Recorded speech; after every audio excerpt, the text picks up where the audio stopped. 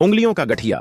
उंगलियों में गठिया की तशखीस मुश्किल हो सकती है। ये बीमारी जिस्म के किसी भी जोड़ को मुतअस्सिर कर सकती है, मगर आम तौर पर उंगलियों के जोड़ों में ज्यादा देखी जाती है। ये गठिया की मुख्तलिफ अक़साम और उनके जोड़ों पर असरात हैं।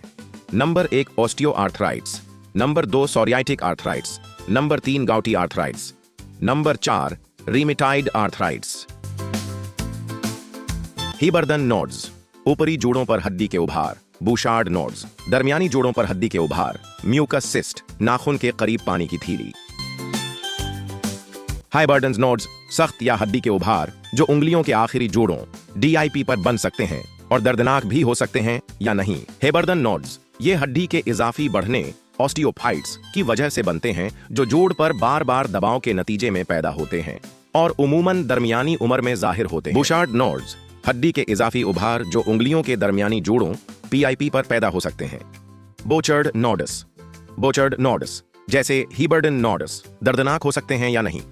बोचर्ड नोडस आमतौर पर मुतासरा जोड़ों की महदूद हरकत से वाबस्ता होते हैं। म्यूकस सिस्ट ये छोटी सयाल से भरी थैलियां होती हैं जो उंगली के DIP जोड़ और नाखून के नीचे के दरमियान बनती हैं। ऑस्टियोआर्थराइटिस म्यूकोस सिस्ट के दोबारा होने के खतरे को कम करने के लिए सबसे मुअस्सर इलाज इसका जिराही से निकालना और बुनियादी ऑस्टियोफाइट को हटाना है। सोरियाटिक गठिया, ये गठिया की एक सोजिश वाली शक्ल है और उसे बाज औकात ऑस्टियोआर्थराइटिस समझ लिया जाता है। सोरियाटिक गठिया में मौजूद डिक्टाइलाइट्स डॉट होता है। डिक्टाइलाइट्स को सासीज डिजिट भी कहा जाता है। यह पूरे हिंदसे की सूजिश होती है। डाक्टाइलाइट्स में सासीज उंगलियां सोरियाटिक गठिया की एक बड़ी तलाश है। सोरियाटिक गठिया में नाखून लगने का अमल पाया जाता है। उंगलियों के नाखूनों में नाखून लगना एक छोटा सा डिप्रेशन होता है और यह ज्यादातर उन लोगों में आम है जिनको सोरियासिस होता है। गाउटी गठिया, गाउट सूजिश वाली गठिया की एक शक्ल है जिसे कभी कभी गाउटी गठिया भी कहा जाता है।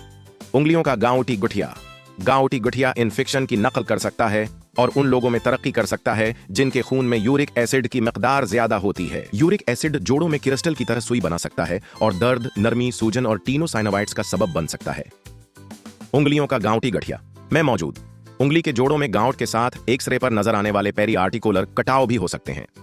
पेरीआर्टिकुलर इरोजन्स आमतौर पर स्क्लेरोटिक सरहदों के साथ मुतादिद और दो तरफा होते हैं।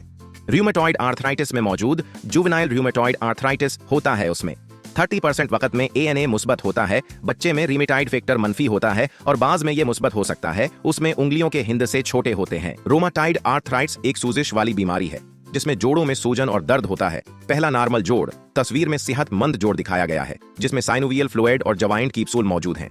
दूसरा साइनोवियल फ्लूइड ये माय जोड़ों को चुकना रखता है और हरकत में मदद देता है।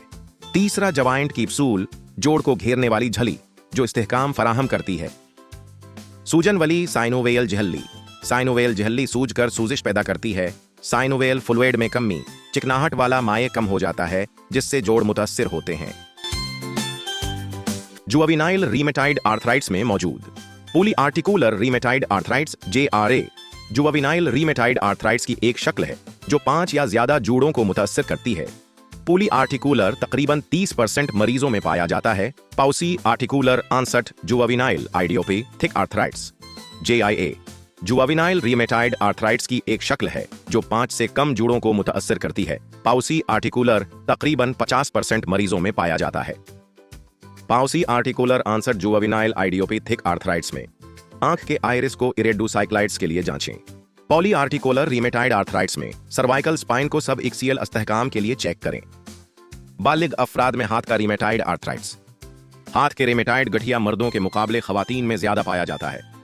रीमेटाइड गठिया में बेसाख्ता माफी आ सकती है और बढ़ भी सकती है। बीमारी निजामी नौयत की हो सकती है।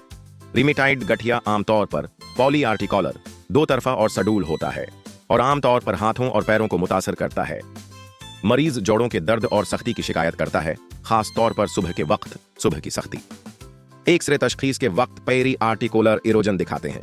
ऑस्टियोपेनिया और कम से कम ऑस्टियोफाइट की तश्कील रीमेटाइड गठिया की तशखीस के हक में है। ये रीमेटाइड गठिया के हाथ पर इसरात हैं जो आमतौर पर जोड़ों की सूजिश, दर्द और साख्ती तब्दीलियों का सबब बनते हैं। रीमेटाइड गठिया के शुरुई मरहले में जोड़ सूज जाते हैं, गर्म हो जाते हैं और दर्दनाक होते हैं जिसे साइनोवाइट्स कहते हैं। पचीदा मरहले में नसों की सूजन, चहाले, जिल्द की पतली होना और गिठलियां बन सकती हैं। रीमेटाइड गठिया के हाथों में रीमेटाइड इजहारात के मराहिल आली दर्जे का मरहला MCP जोड़ की सूजन, एक्सटेंसर टेंडन्स और टेंडन रप्चर्स का लेटरल स्लिपेज, उंगलियों का अल्नर इन्हिराफ। एक्सरे एमसीपी जोड़ों की तबाही दिखाता है, जिसमें सबलक्सेशन, अल्नर डीविएशन और कलाई की तबाही शामिल हैं। रेमेटाइड आर्थराइट्स में उंगलियों के जोड़ मुतासिर होते हैं, जिससे मुख्तलिफ बिगाड़ पैदा होते हैं। मालेट फिंगर में आखिरी जोड़ झुक जाता है। बुटोनियर डिफॉर्मिटी में दरमियानी जोड़ ऊपर और आखिरी नीचे मर जाता है, जबकि स्वान नेक डिफॉर्मिटी में दरमियानी जोड़ नीचे और आखिरी ऊपर उठ जाता है। ये खराबियां हाथ की गिरफ्त और रोजमर्रा कामों को मुश्किल बना देती हैं। हाथ में रिमेटाइड आर्थराइट्स की अलामात। इस बीमारी में अंगूठा भी मुतासिर होता है। ये तब्दीलियां सेनोवियम की गैरमामूली नमू, सूजन और इल्तिहाब की वजह से वक़ूअ पजीर होती हैं। डिस्टल रेडियो अल्नर जोड़ की शमूलियत आमतौर पर एक स्टीनसर डिजिटी मिनिमी टींडन के फटने से जुड़ी होती है।